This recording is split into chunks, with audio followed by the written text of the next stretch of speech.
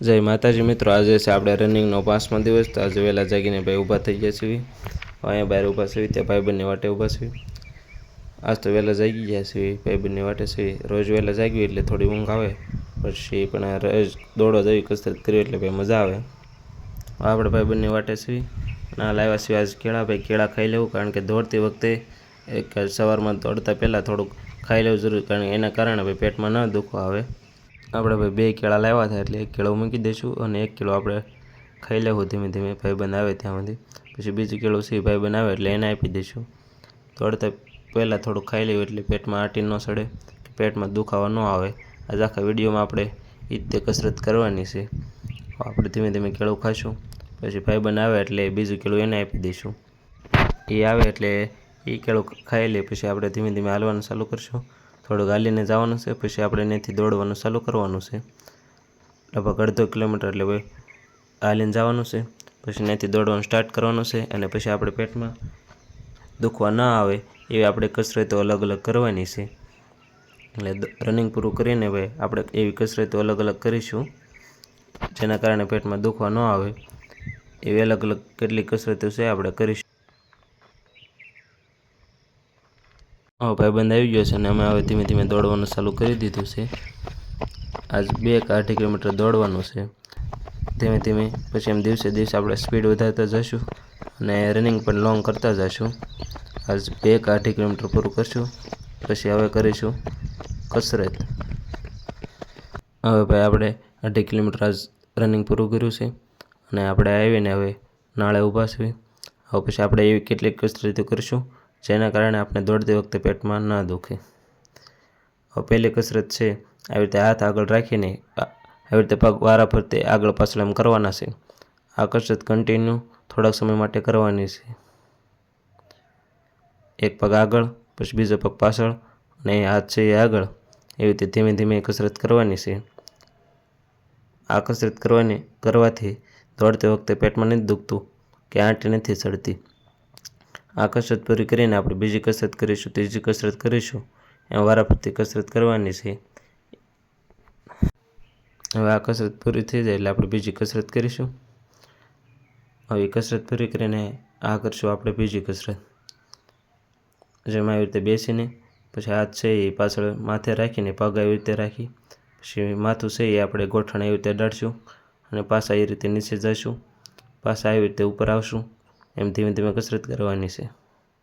આ કસરત કરવાથી પણ દોડતી વખતે પેટમાં દુખતું નથી અને આંટી પણ સડતી નથી।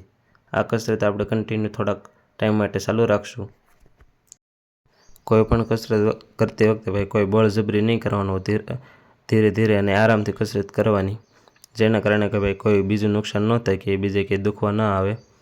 આ કસરત પૂરી થઈ જાય પછી આપણે કરીશું બીજી કસરત। આ કન્ટિન્યુ થોડાક ટાઈમ માટે ચાલુ રાખશું। ઘડીક આરામ કરીને આપણે પાછી ભાઈ કસરત ચાલુ કરી દીધી છે।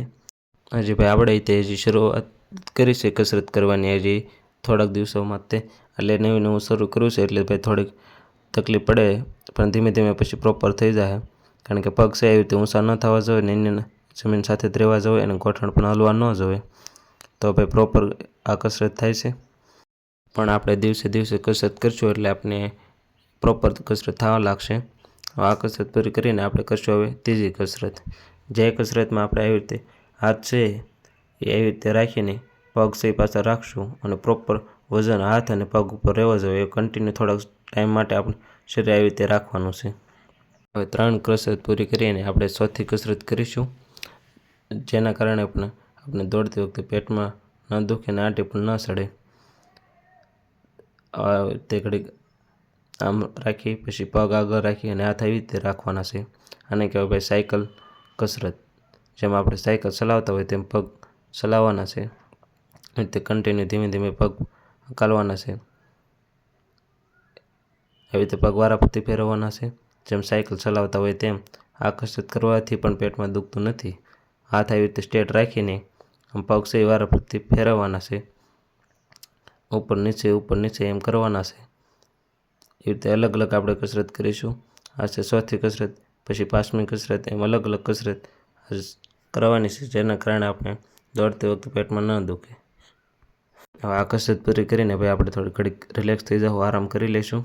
કોઈ પણ કસરત કરીને ભાઈ થોડોક આરામ કરી લેવાનો, એટલે બીજી કસરત કરવાનો ભાઈ તમને મજા આવે અને એનર્જી મળે બીજી કસરત કરવામાં. પગ આમ આગળ રાખીને હાથ પાછળ રાખવાથી આપણને આરામ મળે છે. આરામથી બેસીને હવે આપણે હાથ છે એ પગના અંગૂઠે અડાડશું. જે આપણે આરામથી અડી જાય છે, ગોઠણ છે ઊંચા ન થવા જોઈએ, એવી રીતે જ રહેવા જોઈએ. પાછી એકવાર આપણે ટ્રાય મારશું. જો પ્રોપર અડી જાય છે, આ કરીને પાછા ઘડીક રિલેક્સ થઈને આપણે રોજની જેમ પુશઅપ કરશું અને પથ્થર ઉપાડશું. આજે પણ આપણે થોડાક પુશઅપ મારશું.